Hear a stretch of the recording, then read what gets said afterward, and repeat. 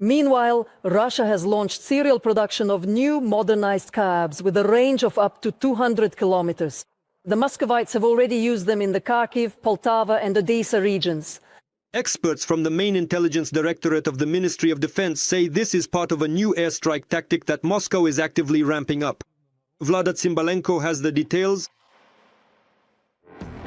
These are the destroyed frontline cities: Bakhmut, Pokrovsk, Toretsk, Chasiv Yar and Kupiansk. And this is only a small part of what the Russians have destroyed with guided aerial bombs. Cabs are the main tool of Russian strikes on civilian infrastructure at a distance of 30 to 70 kilometers from the front line. But now the enemy is ramping up their production and moreover modernizing them. And now these jet-powered KABs can travel hundreds of kilometers. The jet engine used in these aerial bombs is essentially what, together with the module, has transformed this into a guided aerial bomb. It's closer to a cruise missile, I would say. Because this cruise missile has increased speed and much greater accuracy, and most importantly, it is capable of covering, and does indeed cover, much greater distances today. So now Russia is launching these modernized guided aerial bombs at cities that previously seemed to be in the rear. They have already struck Poltava region and Lozova in the Kharkiv region. Strikes by rocket hubs have been recorded in Dnipro, Mykolaiv and even Odessa. They are already reaching medium-scale production of such weapons. The name can vary, Krim-1, Krim-2. We are talking about the combat range of such bombs being 150 to 200 kilometers. According to our data, one of the latest tests they conducted, they achieved a range of 193 kilometers. Essentially, this is a long-range cruise aviation bomb with a jet engine, and it is precisely because of this that it has an increased range. This bomb was created based on the Kh-38 cruise missile from Soviet times, and instead of complex equipment, they simply stuffed this bomb, the body of this missile, full of explosives and made it with minimal power. Engines, they installed 2 engines, and the warhead of this bomb is quite heavy, 315 kilograms. For the Russians, this is the ideal weapon. It's kind of a golden mean between drones and missiles, because it costs much less than cruise and ballistic missiles. It carries a payload 5 times greater than a Shahed, and at the same time flies along a ballistic trajectory at a speed of 500 kilometers per hour. There is currently no information on how many of these aerial bombs the Russians are producing. However, according to experts, they are unable to produce them on a large scale. They're running out of missiles. But these kinds of cheap means allow them to implement their concept, and at the same time, they don't require the complex electronics that missiles have, while still enabling them to strike fairly precise targets because they are equipped with guidance systems.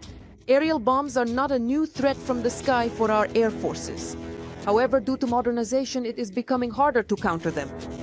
But Ukraine is receiving help from its partners in this regard. And very soon we are expected to receive an interceptor for such bombs.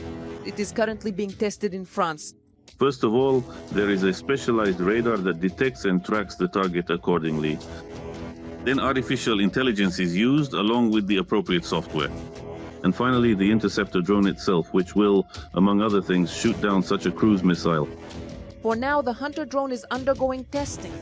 According to experts, mobile anti-aircraft systems such as Gepard, as well as electronic warfare systems that jam satellite guidance, can effectively counter these bombs.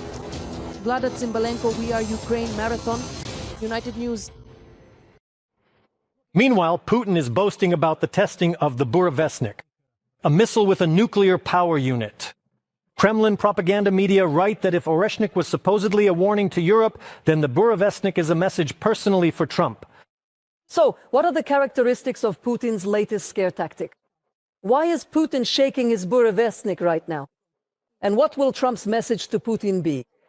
Vlad Palivoda is asking. Putin has returned to nuclear threats. First, the Russians showcased exercises of the so-called nuclear triad involving land-based, naval and aerial nuclear components.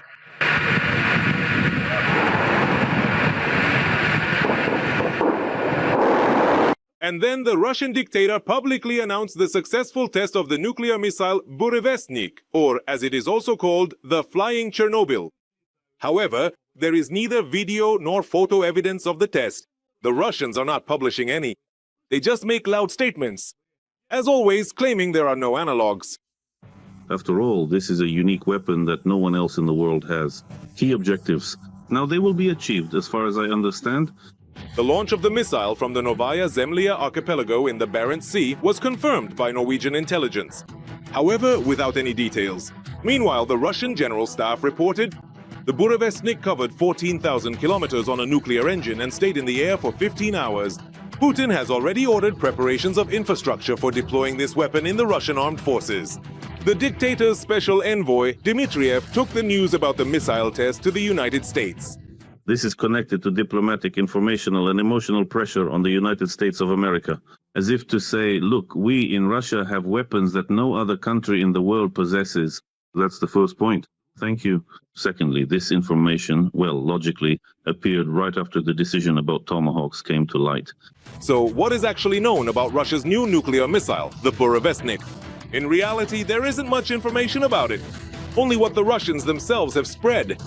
The technologies behind the Burevestnik missile are kept secret, so everything that is currently in the public domain about it is all that's known, either from statements by the Russian leadership or from publications and reports by Kremlin propagandists. The Russians claim that the missile is equipped with a nuclear turbojet engine, which allows it to stay airborne for an unlimited amount of time. Some even believe that the warhead can fly for months. The missile's speed is up to 1,300 kilometers per hour. Its flight altitude can reach 100 meters, and in addition, the Burevestnik carries a nuclear warhead. The missile is likely very expensive and may cost more than $100 million. It is the nuclear engine that is considered the warhead's special feature. Because of this, the Burevestnik has also been nicknamed the Flying Chernobyl. And here's why. The engine itself is actually located in the tail section of the missile, and it is essentially a combined atomic reactor. In other words, the atomic reactor itself is essentially the engine. It is cooled by the incoming air. This air passes through the atomic reactor, and the exhaust air can also contain traces of radioactive contamination. But is the Burevestnik really that unique? And are the things the Russians say about it actually true?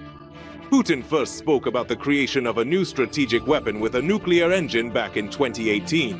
A year later, it became known that the Burevestnik missile had failed its tests. After that, there was complete silence. Only after the start of the full-scale invasion did Putin mention the Burevestnik again, calling it a superweapon. And now, after several years of silence, it gets mentioned once more.